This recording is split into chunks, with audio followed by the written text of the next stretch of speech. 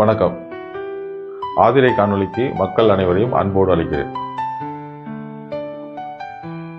நாம் இந்த ஆதிரை காணொளியில் தொடர்ச்சியாக எண்ணங்களை பற்றியும் மனங்களை பற்றியுமான விஷயங்களை பேசி வருகின்றோம். இன்று இந்த பதிவில் நாம் பார்க்க இருப்பது எண்ணங்கள் எப்படி உருவாகின்றன, எண்ணங்கள் என்றால் என்ன என்பதை பற்றி பார்ப்போம். எண்ணங்கள் என்பது இரண்டு சிந்தனைகளின் முடிவுதான் எண்ணங்கள். இரண்டு சிந்தனை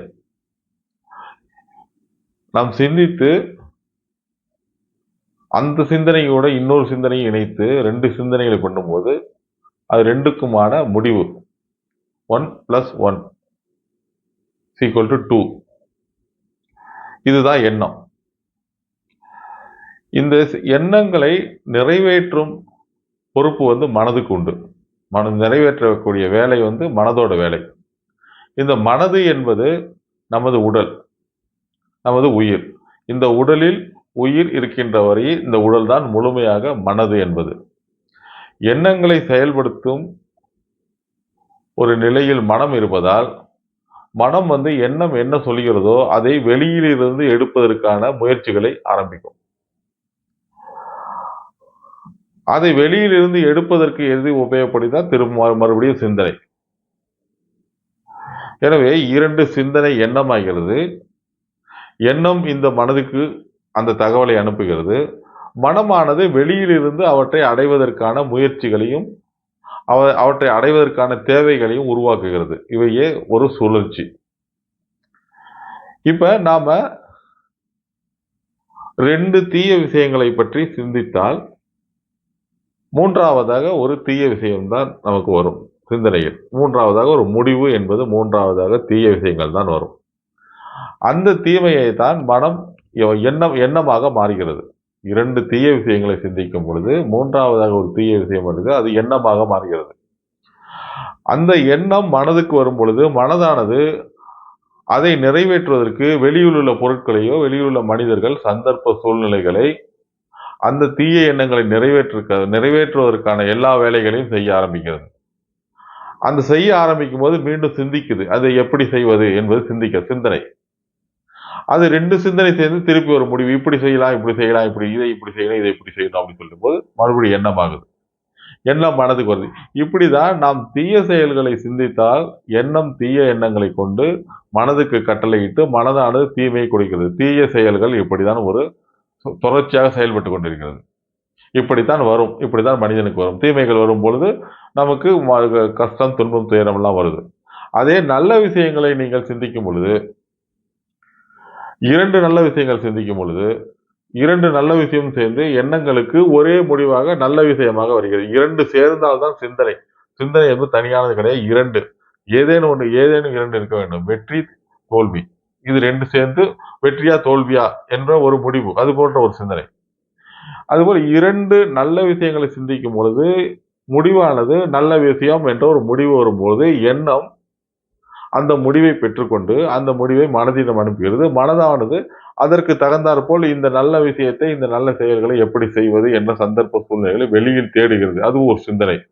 ஒரு நல்ல சிந்தனை இருக்கும் பொழுது நல்ல எண்ணம் மனதிற்கு வரும்பொழுது மனதானது மீண்டும் அந்த செயல்படுத்துவதற்கு நல்ல சிந்தனையை உருவாக்கிறது. இப்படியேதான் சிந்தனை எண்ணம் மனம் என்ற ஒரு சுற்றி கொண்டிருக்கிறது. இதில் இரண்டு விஷயங்கள்.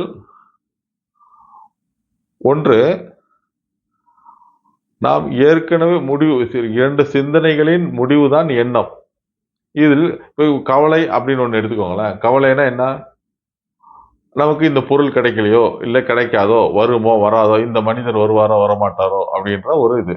இதுல இந்த மனிதர் வருவாரோ வரமாட்டாரோ, ரெண்டு, வருவார் வரமாட்டார், இவர் நன்மை செய்வார் அல்லது நன்மை செய்ய மாட்டார், தீமை செய்வார் அல்லது தீமை செய்ய மாட்டார். இப்படி ரெண்டு முடிவு வரும் பொழுது நீங்கள் எண்ணத்திற்கு எந்த சிந்தனை அதிகமாக இருந்து எண்ணம் அதன் முடிவை கொடுக்கிறீர்களோ அதையே மனம் நிறைவேற்ற ஆரம்பிக்கிறது.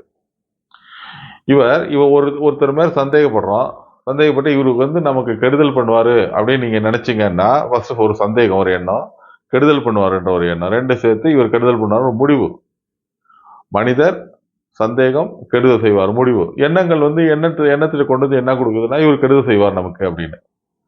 எண்ணம் என்ன பண்ணுது, மனதுகிட்ட வந்து இவர் கெடுதல் பண்ணுவார் அப்படின்னு. அப்ப அந்த மனிதனிடமிருந்து இவருக்கு எந்தெந்த விதத்திலாம் தொல்லை கொடுப்பாரு, எந்தெந்த விதத்துல கெடுதல் பண்ணுவாரு அப்படின்றத சிந்திச்சு திருப்பி சிந்தனையாக்கி எண்ணமாக்கி மனதுக்கு அனுப்பிச்சு இப்படி ஒரு சுழற்சி இருந்துகிட்டே இருக்கும். இதுதான் வந்து நமக்கு வந்து கஷ்டம், இன்பம், துன்பம் எல்லாத்தையும் சேர்ந்து வந்துகிட்டே இருக்கிறது. சரி, நம்ம இதை எப்படி நம்ம மகிழ்ச்சியா மாத்திக்கிறது அப்படின்னா, நம்ம சிந்திக்கிறது எல்லாமே மகிழ்ச்சியா சிந்திக்கணும். வெற்றி பெறணும்னா வெற்றியை பத்தி சிந்திக்கணும். நேர்மறையா சிந்திக்கணும். எதிர்மறையை பத்தி சிந்திக்க கூடாது. இப்ப எண்ணத்துக்கு வந்து அதுதான் தெரியும். நீங்க என்ன கேட்குறீங்களோ, நீங்க என்ன சிந்திக்கிறீங்களோ, அதுதான் எண்ணம். அதோட முடிவு வந்து அது 2 முடிவு வந்து நீங்க 2 தீயவைகளை சிந்திச்சா தீயவை தான் முடிவு. எண்ணம் அது எண்ணமா தான் மாறும். எண்ணமா மாறும்போது மனம் வந்து செயல்படுத்துது. இப்ப ஒரு ஓவியம் இருக்கு அப்படின்னா, ஓவியம்னு ஒண்ணு இருக்கு, அழகுன்னு ஒண்ணு இருக்கு. இந்த 2 ஓவியம், அழகு 2ம் சேர்ந்து ஓவியம் அழகாக இருக்கிறது அப்படிங்கிற ஒரு முடிவு, எண்ணம். இந்த ஓவியம் அழகாக இருக்கிறது என்ற ஒரு முடிவு எண்ணத்துக்கு வருது. எண்ணம் வந்தோடனே எண்ணம் மனதுக்கு அது அனுப்புது. இந்த ஓவியம் அழகாக இருக்கிறது என்று. இப்ப மனது வந்து வெளியில எல்லா இடத்தையும் தேடுது. ஓவியம் எங்கெங்க இருக்கோ, என்னென்ன இருக்கோ, இதெல்லாம் இந்த ஓவியம் அழகா இருக்கு, இந்த ஓவியம் அழகா இருக்கு, இந்த ஓவியம் அழகா இருக்கு, இது அழகா இருக்கு அப்படின்னு சொல்லி தேடுது. காட்டுது கொண்டு கான்சியஸுக்கு. ஒரு பூ அழகு 2. பூ அழகா இருக்கு அப்படிங்கிறது ஒரு முடிவு. இது ஒரு எண்ணம். பூக்கள் அழகாக இருக்கிறது என்கும்போது எண்ணமானது மனதுக்கு அனுப்பப்பட்டு மனம் வந்து வெளியில தேடிது. பூக்கள் அழகாக இருக்கிறது, இந்த பூக்கள் அழகாக இருக்கிறது. இதே போல் இந்த மனிதன் அசிங்கமாக இருக்கிறான், இந்த பொருள் அசிங்கமாக இருக்கிறது, இந்த செயல் வந்து நமக்கு ஏற்றுக்கொள்ளும்படியாக இல்லை இப்படின்னாக்கா ஒரு செயல் ஏற்றுக்கொள்ளும்படியாக இல்லை. அது 2மே சேர்த்து இந்த செயல் ஏற்றுக்கொள்ளும்படியாக இல்லை. இந்த மனிதன் நமக்கு கெடுதல் விளைவிப்பான், இந்த மனிதன் கெடுதல் விளைவிப்பான். இது 2ம் சேர்ந்து முடிவு. இந்த மனிதன் நமக்கு கெடுதல் விளைவிப்பான். இது வந்து நமக்கு எண்ணமாகுது. எண்ணத்தை வந்து மனம் ஏத்துக்கிட்டு மனம் வந்து இந்த மனிதன் கெடுதல் விளைவிப்பான். அவங்க நல்லவனா இருந்தாலும் கூட அவன் நமக்கு எந்தெந்த விதத்துல எப்படிலாம் கெடுதல் செய்ய முடியுமோ அதற்கான சந்தர்ப்ப சூழ்நிலைகளை நம்ம மனமே உருவாக்கி கொடுத்துரும் அவனுக்கு. வெளியில் உள்ள சந்தர்ப்ப சூழ்நிலைகளை அவனுக்காக உருவாக்கி கொடுக்கும். அந்த உருவாக்கி கொடுக்கும் வேலையை நமது மனம் செய்யும். மனம் என்றால் இந்த உடல் தான் செய்யும். அது இப்ப வந்து ஒருத்தரை பத்தி நீங்க தவறான இது வரைக்கும் நல்ல அபிப்பிராயம் வச்சிருப்பீங்க. தவறான அபிப்பிராயம் மேல உங்களுக்கு வந்த உடனேயே நீங்க அவரை பத்தி அவரை பார்க்கறது, பேசுறது, அவர் கூட பழகுற விதங்கள், அவரை பத்தி செய்யக்கூடிய செயல்கள் எல்லாத்தையுமே நீங்க தப்பாவே செய்ய ஆரம்பிச்சு. தப்பா செய்யும் போது முடிவு வந்து அவர்கிட்ட தப்பா தான் வரும். இதை தான் மனம் செய்யும். இதுதான் சிந்தனை. நம்ம முன்னாடி சிந்திக்கிறது. அந்த நல்ல மனிதராக இருந்தாலும், அவர் உங்களுக்கு கெடுதல் விளைவிக்காத மனிதராக இருந்தாலும், அவர்களை பற்றி நீங்கள் தவறாக சிந்தித்து, இவர் நமக்கு தீமை செய்வார் என்று சிந்தித்து அந்த சிந்தனையை எண்ணத்திடம் கொடுத்து, மனதிடம் கொடுத்து, மனது அதை செயல்படுத்துகிறது. நமக்கு கவலைகள், கஷ்டங்கள் இதெல்லாம் வருவது இப்படிதான். பயம் கூட இப்படிதான் வரும். பயம் வந்து இதுலேருந்து வரதான். பயம்ங்கிறது என்னன்னா, அது நாளைக்கு நடக்கிறது தெரியாது, நமக்கு என்னன்னு தெரியாது. எப்ப நடக்க போகுது, என்ன நடக்க போகுதுன்னு ஒண்ணு தெரியாது. ஆனா நம்ம சிந்திக்கிறோம். நாளைக்கு இது நடந்துரும் அப்படின்னு சொல்லி நாம் சிந்திக்கிறோம். சிந்திக்கும் போது 2 ஒண்ணு, நாளைக்கு இது நடந்துருமோன்னு கூட ஒரு சந்தேகம் கூட கிடையாது, நடந்துரும். நாளைக்கு இந்த செயல் இப்படி நடந்துரும்ன்ற ஒரு சிந்தனை. அப்போ ஒரு பயம், அதாவது ஒரு செயல், அந்த செயல் தோல்வியோ இல்ல இது போன்ற இது 2ம் சேர்ந்து எண்ணமானது இந்த செயல் இப்படி ஆயிடும் அப்படிங்கிற முடிவு. அந்த தான் எண்ணம். அந்த எண்ணத்தை கொண்டு வந்து மனதிட்ட கொடுக்கும்போது மனம் என்ன செய்யுது, நாளைக்கு அந்த செயலை நம்ம எப்படி நினைச்சோமோ அதே மாதிரி செய்வோம் அப்படின்ற ஒரு முடிவுக்கு வந்து அதற்கு உண்டான சந்தர்ப்ப சூழ்நிலைகள், மனிதர்கள் இன்னும் எது தேவையோ அதுக்கு தேவையானதையெல்லாம் உருவாக்கி கொடுத்து நீங்கள் பயந்த மாதிரியே அந்த காரியத்தை செய்து முடித்து விடும்.